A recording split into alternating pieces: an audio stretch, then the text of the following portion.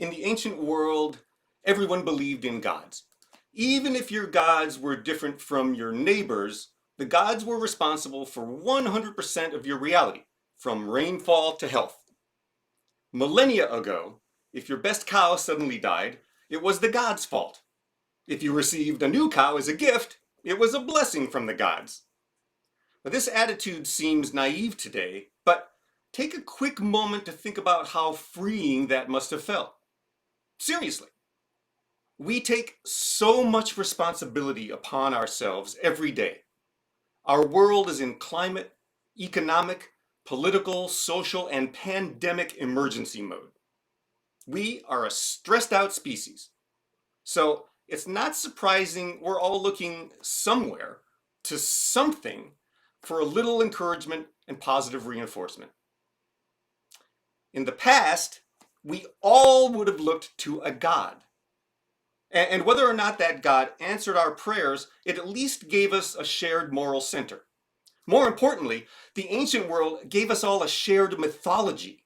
Whether it was Baal or Zeus, we all agreed the gods were in control. Well, today, all we agree about is that humans are firmly shaping our own destiny, and what a dandy job we're doing, eh?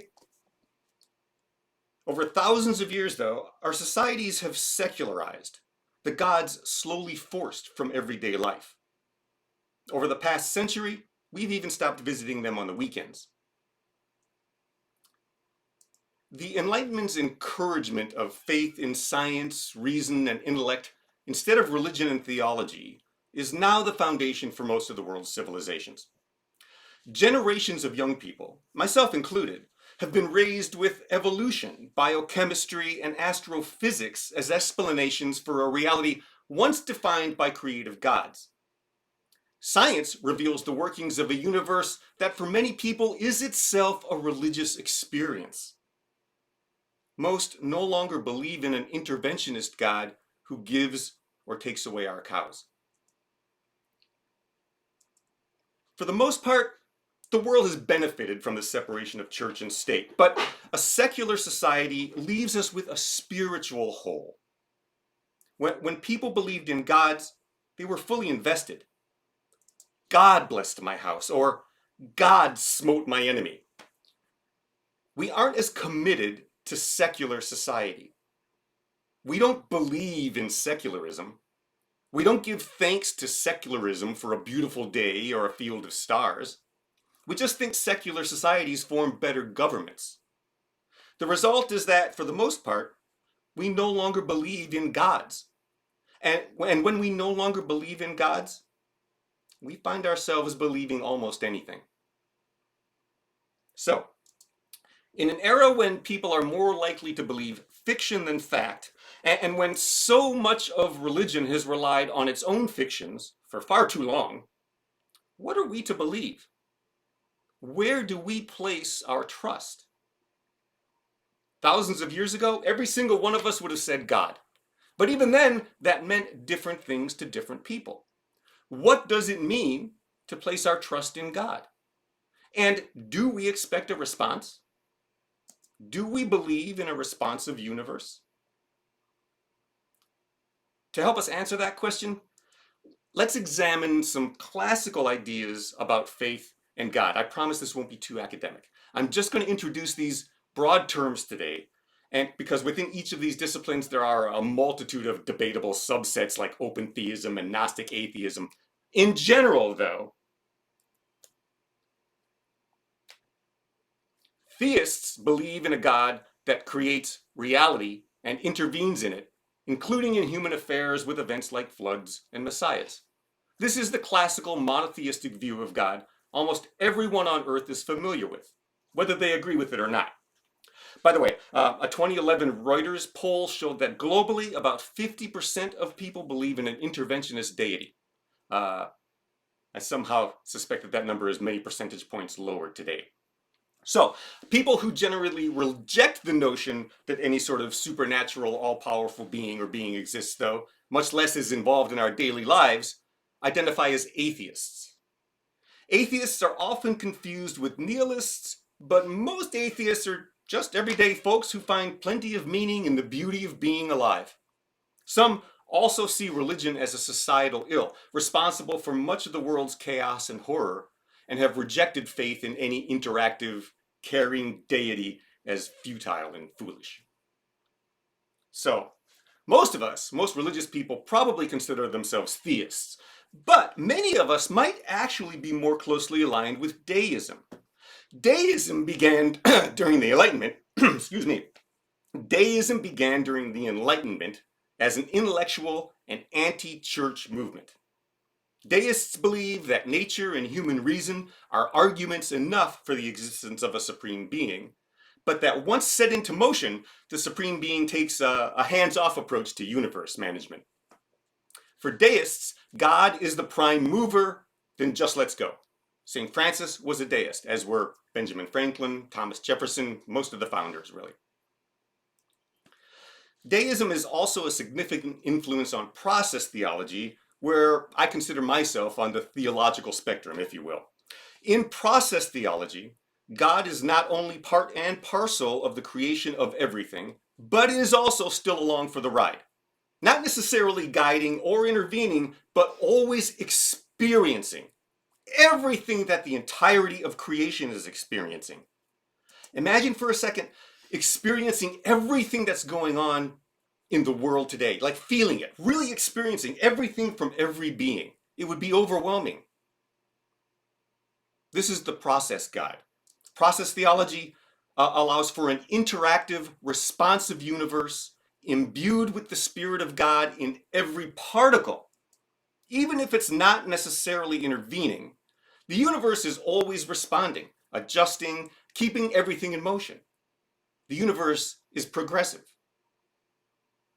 And a universe always progressively shifting in response to the billions and billions of events taking place in all its realities also responds to me and my needs and the requirements of a hurting world. Most likely in a way I'll never comprehend or even know about. I mean, that's faith after all, counting on the fact that the universe is not only listening, but responding, even when you can't see it.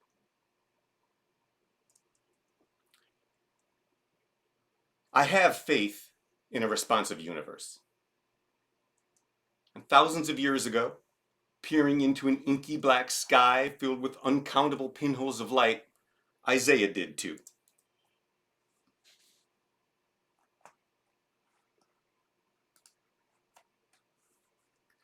So to whom will you equate God?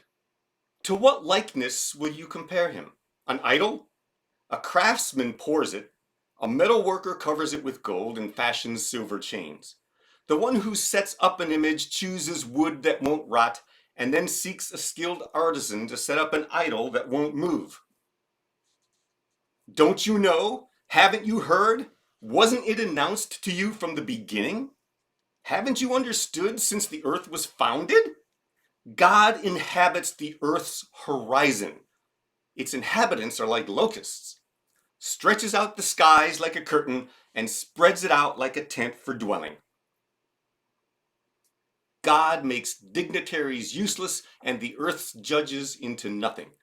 Scarcely are they planted, scarcely sown, scarcely is their shoot rooted in the earth when God breathes on them and they dry up. The windstorm carries them off like straw. So to whom will you compare me? And who is my equal? Says the Holy One.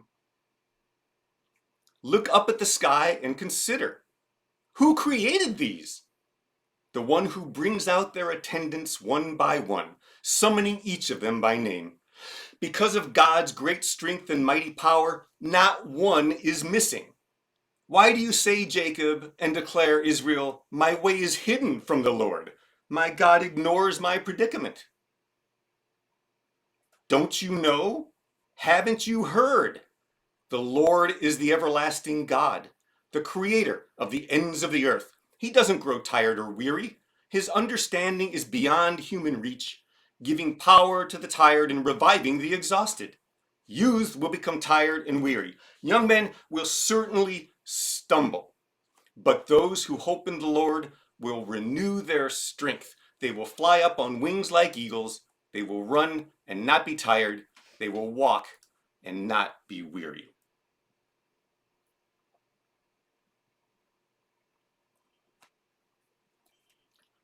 I think we would do well to remember Isaiah's sense of awe. In an age when we believe different things, and many of us don't believe anything, we might at least agree that the universe is awesome, our planet is spectacular, and then share a few moments in wide-eyed, jaw-agape splendor.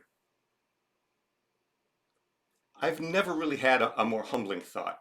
And it occurs to me that perhaps the key to calming our constant state of inhumane unrest is merely a little more humility. If not in the face of a God we no longer believe in, then at the event horizon of a universe that refuses to let us go. Amen.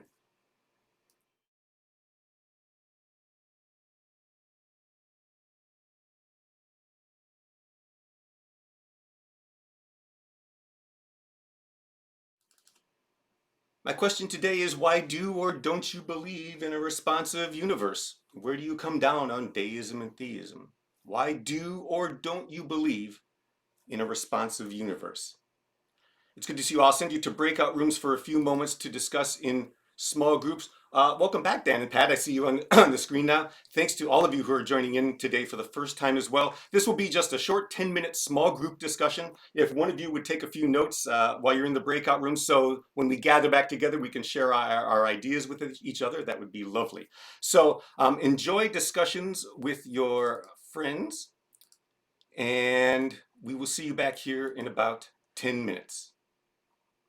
Also, some of the speakers with us today may be native Spanish speakers, so if you'll please be patient and help out, that would be appreciated too. Thank you.